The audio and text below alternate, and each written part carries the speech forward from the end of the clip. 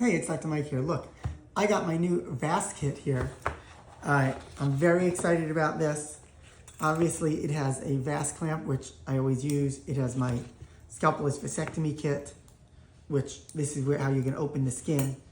It has a little VAS hook, which I've never used before. I don't know if I really need this thing.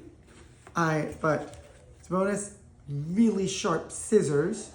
And this is the thing that caught my interest, is when I put a VAS clamp on my VAS, I always have to go straight down.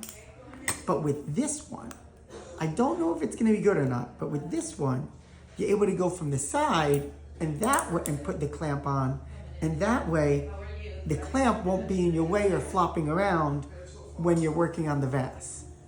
So we'll see if this helps.